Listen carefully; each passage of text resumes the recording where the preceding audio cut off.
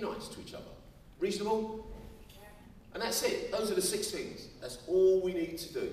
Attend on time, do your homework, don't let people see your badge, your pass, your phones, wear your badge, don't smoke outside the front, be nice. If you do those things, I will guarantee practically you'll be successful. There's one other thing which I'll come to right at the very end, which will guarantee you're successful at BCOT. Those of you who've been here last year, and you may have heard a bit of banter between myself and a couple of you students who I've come across before, will know that I am actually quite accessible. I will genuinely listen to any issues or complaints you've got, all right? And I hope that if you talk to some of the second years who some of the lively ones like there who I do recognise, they will confirm to you that I have genuinely listened to them, I have tried to do things to improve, and well, that's one of the things I try and do. And that's because I believe that student voice is really, really important. I put a lot of weight on it. And you're probably aware that you have a student president who you elect and student parliaments. They make really big decisions about things which happen. That's why you've got passes. Student union asked for passes last year. Plasma TV screens. Those are there because the students wanted to know what was going on in the other building and found that the road was a bit too hard to cross. So, you'll be able to watch on there what's going on in the canteen, but remember, they'll be able to watch what you're doing on this side because there is a camera on this side, so they're all watching you as well. Okay? There are red suggestion boxes around, which come directly to me. There's a text service, a mobile phone service. Right, just on the text service, just so as you know, if you come back from the pub and you send me a text at 3 o'clock in the morning, it doesn't go directly to my phone, all right? They all get stored and I get them in the morning, so it won't wake me up. So just so as you know, it doesn't really matter. When I first introduced, I was amazed at how many texts came in the middle of the night. But anyway, and one of the favourite ways of giving me feedback is what I call my free lunches. Any one of you, at any time, if you see me in the canteen eating my lunch, or even not eating my lunch, can always come up to me and ask me for a free lunch. As you know, there is no such thing as a free lunch, and what I will do is say to you, okay, how's induction gone? How are you enjoying your lessons? What could I do to improve the place more? So that is in fact an exchange of information, and that to me is actually very valuable, and that's well worth giving you a free lunch for.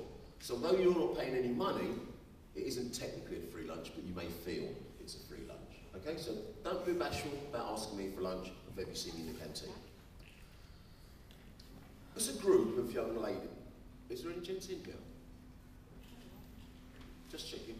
As a group of young ladies, I will have really, really high expectations of you.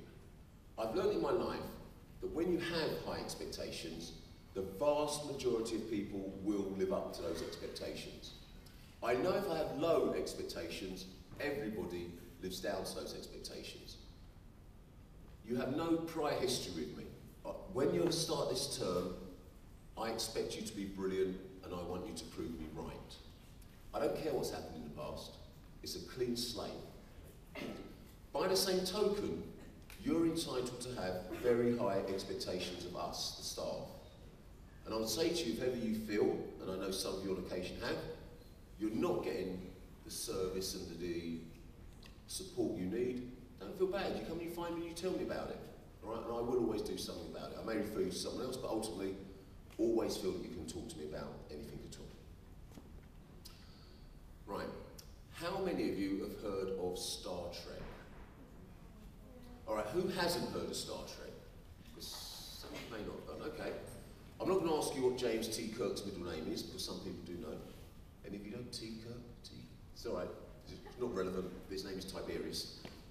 Much more important, Mr. Spock. Do you all know Mr. Spock? Pointy-eared Vulcan. Do you remember him? Right, right. Very logical, very intelligent man. One of the things he, well, he was an actor really, but anyway. One of the things he said, the needs of the many outweigh the needs of the few. Another version of that, a rotten apple can spoil the barrel. You need to all understand, my mission and role here is to make sure each and every one of you succeed. But if any one of you is damaging or stopping your colleagues' learning, I will actually eliminate that element. All right, so you do need to understand that I'm not going to have any rotten apples spoiling this barrel. Okay. Right. I think I made you all smile with the ears, so that's 2. This is my third one. This is the peak now. This is going to have you rolling in the aisles, literally. I need you to stand up again. See, I've got half of you smiling already, and you haven't even started. You're an easy audience to work, I tell you. Right. Don't do it until I ask you. Some of you who are second years may know this one. I'm going to ask you to turn to your right. Oh, gosh, yeah. I'm going to ask you. Don't do it yet. Okay, you can do it now. Turn to your right. I need you to put your arms out at shoulder height in front of you. If you're lucky, your arms will be on someone's shoulders. Now I need you to start moving your thumbs and fingers backwards and forwards and gently start massaging them. Go on, go on, please. Remember, I'm standing at the front so I can see if you're not doing it. Lovely. Now this is something about karma now. If you turn around, you can repeat the process. And hopefully you did it nicely, because that person's now rubbing your shoulders. It's going to hurt me. Excellent, thank you. I have to confess there was no scientific reason for doing that other than to make you smile. But just on the theme of fun, it is important to have fun when you're at college. And to do that, we have a lot of enrichment activities. I have to say my favourites are the reduced rate driving lessons, because you get to learn to drive for a really, really low amount of money now, supported by the student union. Once you've learned to drive, then you can come and join the racing team, where we race at Brands Hatch, Snetterton, Coombe. We actually culminate in a 24-hour race, like a Le Mans thing, and we may do Le Mans one day. And Toy Story 3. Who's seen Toy Story 3? Good? Well, some students have said to me they want to go see Toy Story 3 at the IMAX. Get in now. So I'm going to go and see Toy Story 3 with a bunch of students. That's enrichment, that's work. That's the hard work I have to do, you know. I'm going to have to go to London, to the IMAX, and watch Toy Story 3. I've been told to take tissues by a number of students, because they reckon it makes grown men cry. So I'm really looking forward to that. But if there is an activity which you want to do, which we don't offer, all you've got to do is get a group of you together, 4, 5, 6, come to where the student zone is, and look for somebody called Ben, who you probably know, Ben Kingcross, and he will make it happen. Right? So if there's an enrichment activity you want to do, get a group of you together, and come and ask, and we'll definitely try and do it. Right, I'm into the last tiny bit now. You know when you get a credit card, at the bottom of the credit card there's something called, not the sheet, the statement, there's something called small print. The stuff which you never read, which you're always meant to. Well, I'm going to tell you about the small print so it's really, really obvious to you. Obviously, you are here to learn. One of the best ways you can learn is by asking people things. And the people you can ask are your teachers, your tutors, but also each other. Do not be afraid to realise that so many of you have got so much intelligence and potential that you can actually help each other learn a lot of things. Peer learning is a really, really, really good way of learning.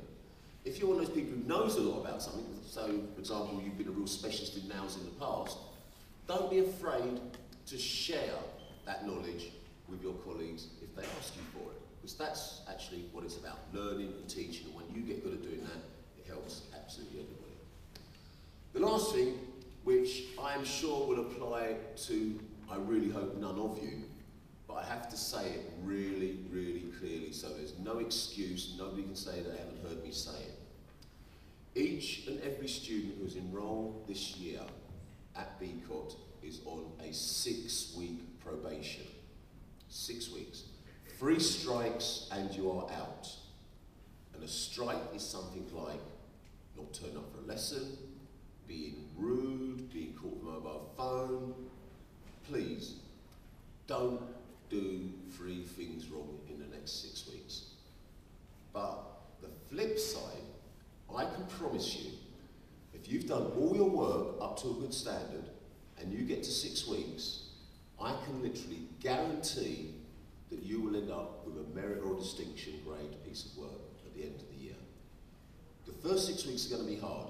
And what's going to happen to you is, if you've shown the right aptitude and attitude, you will know that you, and the teachers will know, that you've got the skill set and the ability to get a really good grade by the end of the year. So, all you've got to do is really keep your head down for 6 weeks, be really smart, and what you'll realise is that's what it's like at BCOT, and that's what it'll be like for the rest of the year. And you'll do really, really well there. Okay, I really wish you luck. Has anybody got any questions before I disappear? Brilliant. Listen, thank you very much indeed. Have a great time and really enjoy your time. God bless.